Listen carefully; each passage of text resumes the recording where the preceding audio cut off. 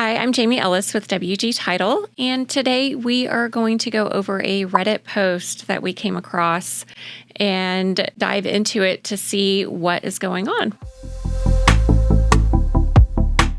So at first it says that his or her father passed away and owned a few properties. They need to get out of debt for the estate, so they need to sell this property. Understandable, it happens quite often. But first, they were upset about the title company asking some questions, which we do if we're going to be issuing title insurance. We need to make sure that we are working with the rightful owners. First, they were looking for any missing heirs. That's very common because not everyone is truthful.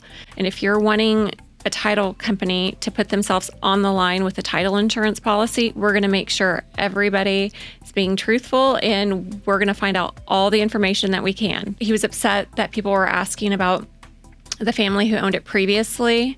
They were searching on Find a Grave. You'd be surprised what we have to look into because people are not forthcoming or they do not know the information, which is never a good sign. They also reference that they had a quiet title. This is another problem. But for some reason, he seems upset at the title company for looking into this because they're actually helping clear items so they can sell and a new owner can get a title insurance policy. Not sure why they're so upset and they don't understand, but they went to court. They were able to clear and quiet title so that they were able to clear that. So that's great. But then he goes on that his father bought the home for $1 without title insurance, which means that no title company looked over it to make sure that it was being transferred correctly. If they used title insurance, this would have saved this person a headache, but they didn't, so here we are. This does not appear to be in Texas because it goes over inheritance tax and other items, but I know the person only bought it for $1, or so it's said. That's not always a public record. People can tell you anything. It could be a story that was passed down, only got it for $1 when maybe he paid $500 for it. Who knows?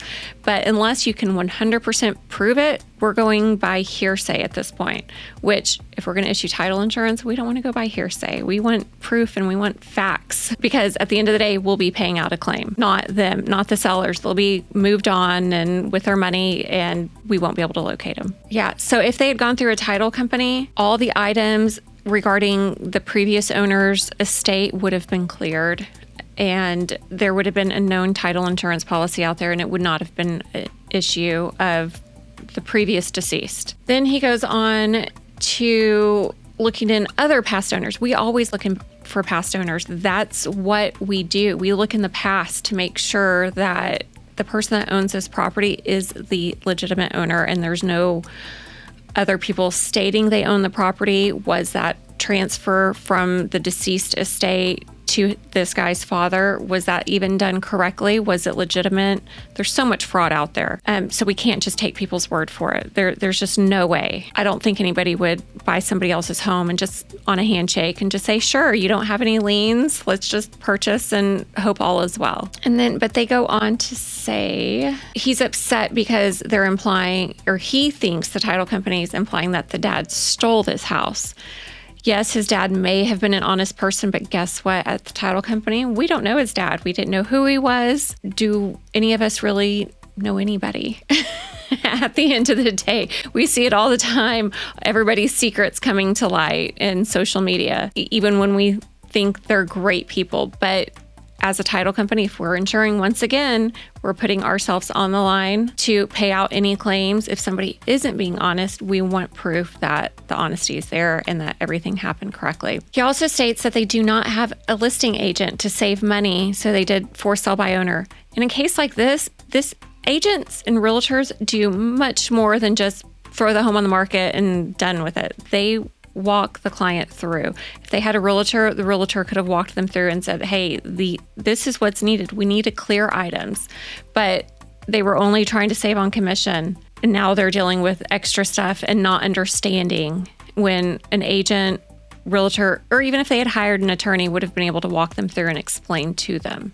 But they were cutting corners when it does not seem that they were actually able to do this on their own because they're having all these issues and not understanding what any of it means. And he references maybe the buyer is trying to back out. Maybe they don't have their funds. That could be true, but the title company is not going to be acting on behalf of the buyer to delay closing with these issues. These issues are all legitimate issues that a title company can have. And then he goes on to ask, does anyone who's more knowledgeable in the laws of real estate practices have any ideas, comments, or advice?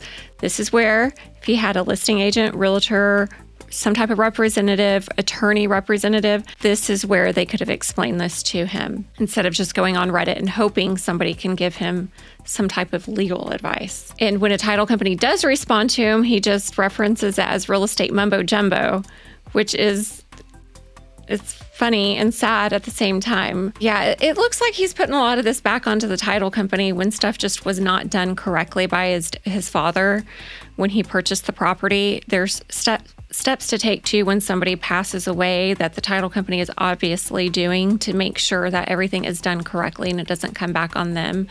And so it doesn't cause a headache for the purchaser moving forward.